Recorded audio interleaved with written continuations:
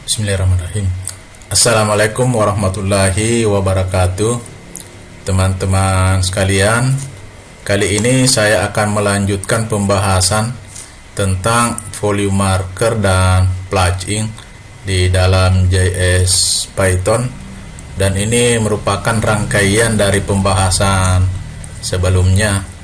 Nah, mari kita lihat secara bersama-sama. Beberapa pembahasan saya sudah jelaskan sebelumnya, sehingga ini saya skip saja. Kita langsung saja masuk ke pembuatan legenda. Jadi kita mulai dulu di pembuatan legenda. Baik, ada 3 poin penting yang akan disampaikan terkait dengan pembuatan legenda. Yang pertama adalah skema pembuatan legenda, yang kedua generate warna dari tabel, dan yang ketiga adalah bagaimana menginjeksi HTML yang nanti dijadikan dasar di dalam menggambarkan legenda di peta. Nah, kita mulai dulu yang pertama. Database yang kita miliki seperti ini, dan kecamatan inilah, kolom kecamatan inilah yang akan kita jadikan dasar di dalam membuat legenda. Dan ini adalah bukan sebuah tematik, tapi ini adalah nilai yang memiliki warna berbeda untuk setiap kolom. Jadi setiap kolom diberi warna yang berbeda-beda berdasarkan nama kecamatan. Sehingga dengan demikian, maka pembuatan legenda ini kita harus mengacu juga kepada database. Skema pembuatan legenda, teman-teman sekalian, yang pertama ingin saya sampaikan adalah bahwa sampai saat ini belum ada fungsi khusus dari volume untuk pembuatan legenda. Nah, mohon info kalau saya salah ya, tolong disampaikan nanti di komennya, jangan sampai memang saya belum dapatkan. Tapi saya sudah berusaha mencari, saya tidak mendapatkan fungsi khusus untuk pembuatan legenda. Kalau kita menggunakan Gmap berbasis Jupyter, ada fungsinya. Tapi kita kan menggunakan Visual Studio Code. Kenapa? Karena kita inginkan program yang dibuat itu bisa mandiri, independen. Kemudian pembuatan legenda dapat dilakukan dengan berbagai cara, tentu sesuai dengan selera kita semua, selera kita masing-masing, dan cara kita mendesain sebuah program. Meskipun demikian, itu tidak sederhana, tidak langsung menuliskan fungsi dan selesailah legendanya, tidak seperti itu. Nah, jadi legenda itu diciptakan dengan merujuk kepada database yang ada. Database yang ada itu dibaca kolom yang mau dijadikan legenda, kemudian berdasarkan jumlah kolom tersebut di-generate warna secara random berdasarkan jumlah baris. Nah, jumlah baris yang ada itu dibuatlah setiap baris dengan warna yang berbeda-beda. Kemudian nama yang ada di dalam kolom ini atau nilai yang ada di dalam kolom ini kemudian digandengkan dengan warna yang sudah di-generate. Jadi di sini ada dua, ada nama legenda dan ada warna. Nah, keduanya ini kemudian diinjeksi ke HTML-nya. Coba kita lihat. Nah, bagaimana mengenerate warna dari tabel? Sebenarnya ini kan sudah saya jelaskan pada pembahasan sebelumnya, kalau saya tidak salah pada tutorial yang ketiga ya. Nah, jadi di sini adalah iterasi yang mengenerate warna. Nah, baris pertama ini kan dibawa for, ini adalah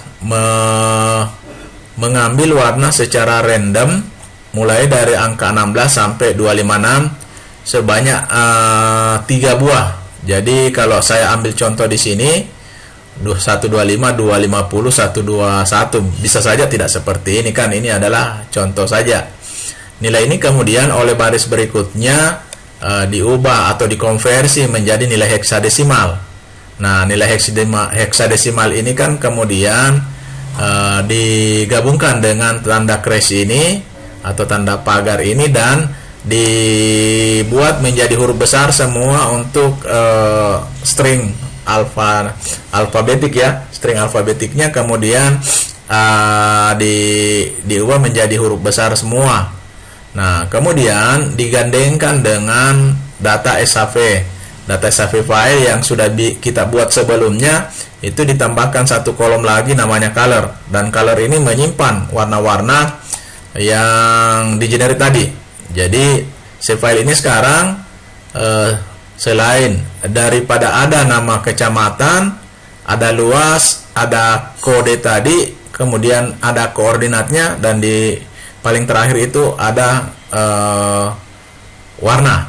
Ya, ada angka-angka yang menunjukkan warna. Ini kemudian dimasukkan ke dalam fungsi ini. Jadi kita membuat sebuah fungsi yang menciptakan file data dictionary. Ini adalah key-nya dan ini adalah value-nya. Nah, untuk field color itu kita ambil dari data GeoJSON-nya, properties dan colornya. Nah, propertiesnya apa, kemudian dari situ kemudian diambil colornya. Nah, ini adalah tingkat transparansinya, dan ini adalah outline-nya berwarna hitam, ketebalannya 1, dan dia berbentuk garis-garis. Ini sudah saya jelaskan sebelumnya. Kemudian, nah, di sini kita membuat nilai dari SHV file itu dikonversi menjadi tipe data bertipe list. Nah, tipe data list ini kemudian dijadikan data array. Kenapa dijadikan data array dengan konversi menggunakan NumPy? Karena kita mau mengambil dimensinya, berapa kali berapa matriks daripada SHV nilai SHV ini. Nah, M ini menunjukkan baris yang ada di dalam tabel ini. Jadi kita dapatkan barisnya. Kemudian kita mendeklarasi sebuah variabel array nama legenda dan warna. Ini dideklarasi untuk menyimpan nama yang akan kita tuliskan nanti di legenda. Kemudian ini dideklarasi untuk menyimpan warna yang akan diberikan kepada kotak yang menyertai daripada legenda tersebut. Nah, cara mengisinya kemudian nama legenda diambil dari nama kecamatan, kemudian warna diambil dari color yang ini tadi. Ya. Kemudian ini adalah perintah atau serangkaian program yang memperlihatkan bagaimana kita menginjeksi HTML dengan variabel-variabel yang terkait dengan warna legenda dan teks yang ada di legenda. Untuk itu tentu kita harus melakukan iterasi mulai dari I sampai dengan yang ke M. Yang ke M tadi kita sudah dapatkan nilainya, yaitu jumlah baris. Kemudian kita ambil satu-satu nama legendanya berdasarkan iterasinya. Nah, nama legenda yang ke 0 tentunya dulu yang kita ambil, kemudian kita simpan ke teks legenda ini sebagai variabel biasa. Kalau ini adalah variabel array, ini adalah variabel biasa yang nanti teks legenda ini kan akan kita tuliskan di samping dari kotak yang dibuat yang berwarna untuk menunjukkan legendanya. Nah, kemudian warna ini diambil untuk nanti dituliskan di dalam kotak ini. Nah, dalam kotak. Kemudian kita membuat sebuah HTML. Nah, saya di sini membuat HTML-nya dalam bentuk tabel, kemudian ada Ada barisnya, kemudian ada kolomnya. Jadi ini baris, ini kolom. Nah, ini saya kira bisa kita pelajari kembali di tak-tak HTML, karena ini adalah tak-tak HTML. Yang perlu kita perhatikan di sini adalah ini rentetan daripada fungsi yang ada di sini, bahwa kalau kita mau menginjeksi kita punya peta dengan HTML, maka gunakanlah ini map.getRoot.html add child volume element, kemudian kita buatkan HTML-nya.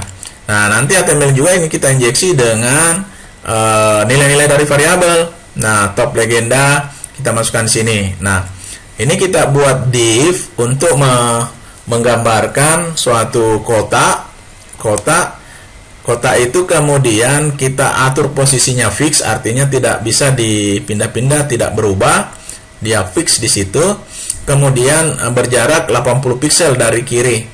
Nah, kemudian berjarak dari sisi atas itu dia nilainya berubah karena kan ada banyak kotak yang kita mau bikin.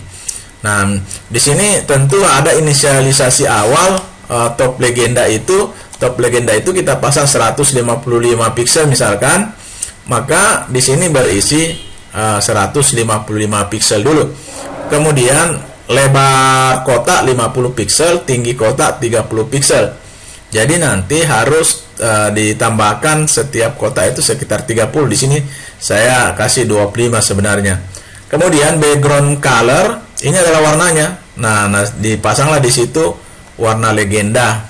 Kemudian ada set index 900. Set index 900 ini di tag HTML itu menempatkan posisi layernya di atas. Jadi selama dia yang paling tinggi nilainya di sini, maka dia selalu berada layernya berada posisinya paling atas, sehingga dia tidak ditimpa oleh objek lain. Makanya makanya legendanya nanti akan muncul di paling atas. Ini kemudian adalah teks yang menyertai legenda. Tentu kita harus bikin topnya sejajar dengan kotak yang ada di sampingnya, ya kan? Kemudian dia nanti akan beriterasi sehingga topnya ini mengikuti daripada iterasi top yang ada di sini. Kemudian ini adalah teks legenda. Jadi yang perlu kita perhatikan di situ adalah simbol ini, simbol buka kurung, tutup kurung, simbol buka kurung, tutup kurung. Karena simbol ini menunjukkan bahwa di situ akan disimpan sebuah variabel, nilai dari variabel. Nilainya diambil dari mana? Berdasarkan urutan yang ada di sini, yang ada di dalam format ini. Top legenda, kemudian di sini mengisi top legenda, kemudian warna legenda, di sini mengisi warna legenda, di sini top legenda lagi diisi. Kemudian di sini diisi oleh teks legenda. Kemudian topnya bergerak dengan loncatan 25. Nah, perintah yang berikutnya ini adalah membuat dia menjadi string. Nilai ini kemudian digabung dengan px pixel karena itu yang diterima oleh HTML ini. Jadi dia string, 80 px itu string. Tapi nanti dia bisa baca secara numerik gitu. Akhirnya kan keluar seperti ini. Ini yang kita gambarkan tadi di program. Kemudian nanti akan kita buat sendiri daripada kotak yang ini. Oke. Teman-teman semua, coba kita lihat. Ini saya delete, ini saya delete. Kemudian coba kita lihat legenda. Ini legenda. Nah, jadi ini seperti biasa kita mengkonversi file SAP menjadi GeoJSON. Nah, ada satu hal yang ingin saya perlihatkan kepada teman-teman sekalian. Di sini saya tuliskan control scale sama dengan true. Artinya skalanya nanti kita sertakan di peta. Ini tadi adalah bagaimana mengenerate warna, kemudian memasukkan ke dalam fungsi untuk menciptakan tipe data dictionary yang selanjutnya nanti akan dipanggil di sini untuk mewarnai peta kecamatan kita. Kemudian kita mengkonversi SHV file di sini, SHV file ke dalam array, makanya np-nya itu adalah numpy. Di sini kita menggunakan numpy. Ini sebenarnya maksudnya supaya kita bisa mengetahui dimensi daripada matriks. Ya, nilai M ini nanti akan kita gunakan untuk bergerak berdasarkan jumlah baris, karena ini adalah baris, ini adalah kolom. Nah, kemudian ini diciptakan seperti yang saya jelaskan tadi. Nah, variabel array, ini variabel array. Nah, kemudian diisikan di sini, diisi di sini. Nah, di sini kita menginisialisasi top legenda itu 155 px. Itu artinya tinggi daripada kotak yang mau digambarkan itu 155 pixel dari atas. Kemudian top ini juga tentu kita akan samakan sama dengan 155, ya kan? Jadi di sini ketika pertama kali masuk ke for i, maka top legenda sudah ada nilai yaitu 155 di sini. Nanti kemudian topnya ini, top legenda ini diubah. Nah, top yang baru sama dengan top yang lama yang 155 ini ditambah dengan 25, itu kemudian dijadikan string di sini untuk mengisi kembali yang di sini. Oke. Sama juga yang di sini, yang top ini. Kemudian warna legenda diambil dari sini untuk mengisi yang ini. Kemudian teks legenda diambil dari sini, yang teks ini. Kemudian untuk mengisi ini. Oke. Kemudian ini adalah perintah untuk menggambar kotak yang mengelilingi daripada legenda tersebut. Nah, kita perlu M-nya karena kan semakin banyak M-nya kan semakin tinggi kotaknya, ya kan? Jadi M-nya perlu diambil baru dikali dengan 30. Kemudian itulah dikonversi menjadi string di sini, ditambahkan dengan px untuk kemudian membuat kotak yang ada di dalamnya tulisan legenda ini. Ya. Legenda ini kita berikan tag HTML strong supaya dia ditulis dengan huruf tebal. Nah, tinggi legenda ya kembali ke hack-nya ini, tapi topnya kan kita atur secara hardcode ya. Saya kira itu teman-teman semua. Kemudian ini kalau kita running, kita akan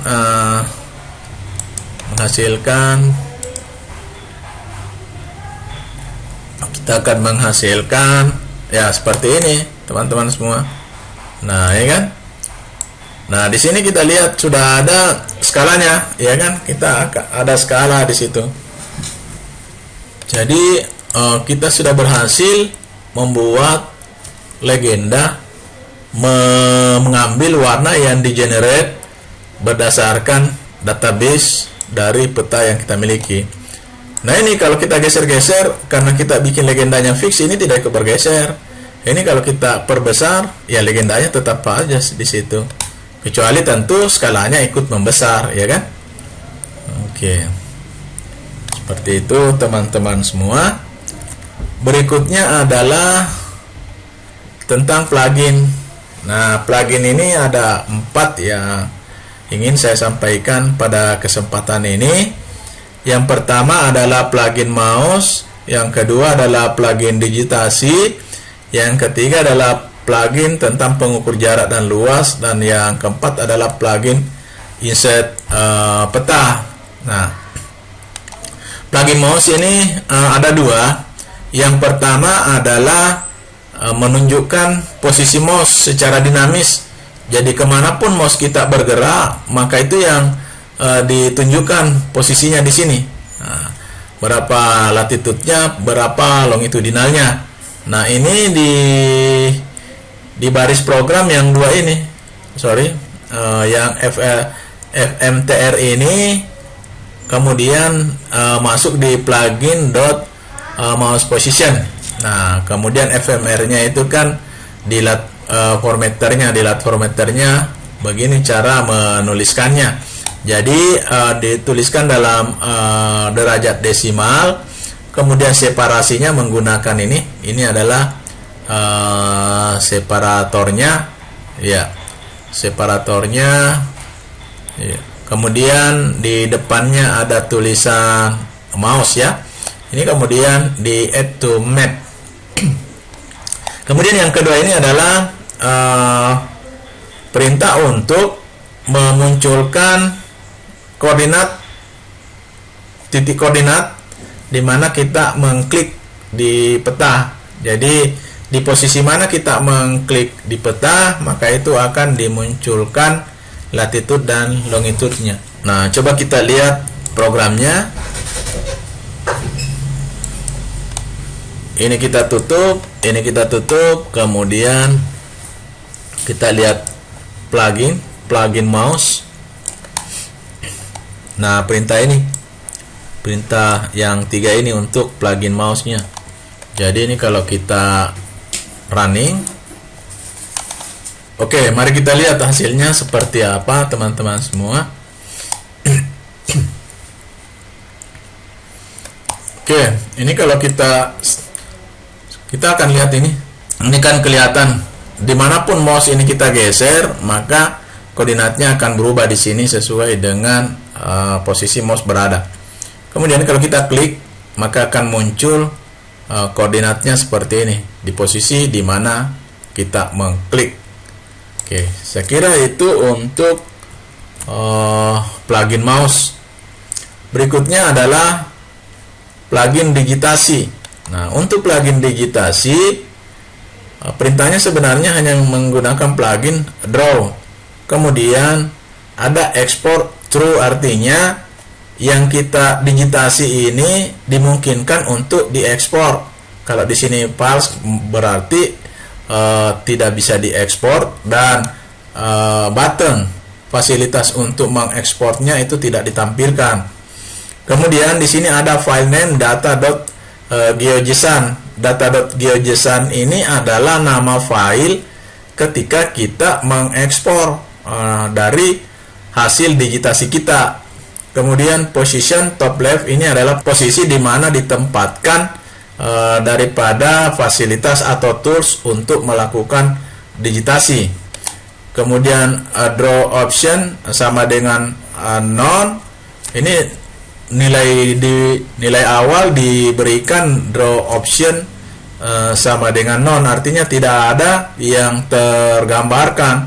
Kemudian edit optionnya juga awalnya none, jadi tidak dalam posisi edit. Ya, nanti pada saatnya kita mendigitasi baru ini bisa diubah dengan tombol yang ada di sini, apa kita mau edit atau kita mau delete, ya kan. Ini kemudian add to map. Nah, nanti plugin ini kemudian di add to map, dimunculkan di map. Coba kita lihat. Ini saya hapus, saya tutup, ini saya hapus. Kemudian plugin digitasi. Ini adalah plugin digitasi. Nah, plugin digitasi itu yang ini tadi, satu baris saja. Kemudian ini kalau kita jalankan, kemudian ini di refresh, oke, maka akan muncul kumpulan tools yang baru. Ini adalah button yang kita gunakan untuk menggambarkan garis polyline. Jadi beberapa garis bisa kita gambarkan menggunakan tools ini. Kemudian ini yang polygon, ini kalau mau menggambarkan kotak, ini mau menggambarkan lingkaran, dan ini mau menempatkan marker, menggambarkan marker. Kemudian ini adalah kalau kita mau markernya itu bentuk lingkaran. Kemudian ini adalah fasilitas untuk kita gunakan kalau kita mau mengedit atau menyimpan. Nah, tadi editnya kan none, jadi di sini masih no let to edit kan. Kemudian ini digunakan untuk menghapus, dan ini adalah tombol yang digunakan untuk melakukan ekspor. Nah, coba kita lihat satu-satu dulu. Ini saya buka seperti ini. Coba kita mendigitasi garis. Nah, ini kalau saya digitasi garis kan seperti ini. Ini bisa kita digitasi terus saja. Nah, nanti terakhir kalau kita tidak lagi mau melanjutkan, klik 2 kali saja dan ini terdigitasi. Nah, kemudian kalau mau diekspor, ya diklik saja ini, dia langsung mengekspor apa yang kita digitasi tadi. Nah, dia ekspornya itu ke dalam GeoJSON. GeoJSON ini, ya kan? Nah, ini bisa dipanggil lagi kalau mau, bisa disimpan, ya bisa dipanggil lagi nanti kalau mau dimunculkan di peta apa yang kita digitasi. Kemudian di sini ada fasilitas untuk menyimpan. Kalau kita mau simpan di peta kita di sini, atau kita bisa cancel. Kemudian ada fasilitas untuk clear untuk menghilangkan, kan. Nah, yang kedua ini kalau kita menggunakan polygon. Nah, misalkan saya mendigitasi polygon seperti ini, ya kan. Nah, nanti ketemu di sini, klik 2 kali saja, baru ini kita okekan. Nah, ini bisa kita ekspor juga kalau kita mau ekspor. Kemudian ini kalau kita mau membuat kotak, ini membuat kotak, nah, kan. Oke, kalau ini membuat lingkaran. Oke, kalau ini membuat, menempatkan marker-marker. Ini marker. Kalau ini markernya lingkaran, ini markernya lingkaran. Oke, ini semua kemudian bisa diekspor. Nah, bisa diekspor. Ini kalau kita clearkan, bisa clear all. Gitu teman-teman semua untuk plugin proses digitasi. Berikutnya adalah plugin untuk mengukur jarak dan luas. Jadi fungsinya itu adalah measure control. Jadi plugin measure control. Nah, ini position top right. Ini posisi daripada tombol atau tools yang digunakan untuk melakukan pengukuran. Nah, primary length unitnya meter dan miles. Kemudian areanya meter persegi dan area. Nah, ini kemudian di add to map. Nah, coba kita lihat teman-teman semua. Ini kita hapus, ini kita, kemudian kita lihat plugin ini, plugin. Nah, ini plugin measure. Nah, coba kita running save dulu ya. Kita running. Oke. Nah, sekarang coba kita running. Nah, ini tetap kita pertahankan. Ini dia. Ini kan. Nah, kalau mau mengukur, misalkan saya mau mengukur ini jalan ini, ya langsung saya ini create, kemudian ini kita digitasi, nanti dia akan ukur sendiri jalannya. Oke. Nah, jadi dia bisa mengukur panjang dari jalan itu sekian meter, ya. Kemudian berikutnya adalah insert peta. Insert peta ini minimap, plugin .minimap saja. Kemudian ini dimunculkan di peta minimapnya. Ini kita tutup dulu. Ini kita delete saja. Kemudian insert peta. Ini insert peta, mana minimapnya yang ini nih. Nah, ini kalau kita running, maka kita akan mendapatkan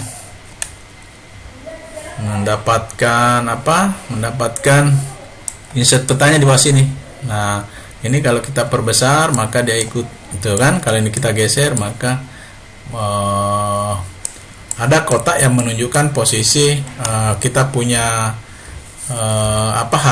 halaman web kita itu sebenarnya ada di mana, ya. Ini dia, jadi di insert petanya. Oke, kira itu insert petanya. Itu saja saya kira teman-teman yang bisa saya tambahkan dari pembahasan sebelumnya. Terima kasih. Assalamualaikum warahmatullahi wabarakatuh.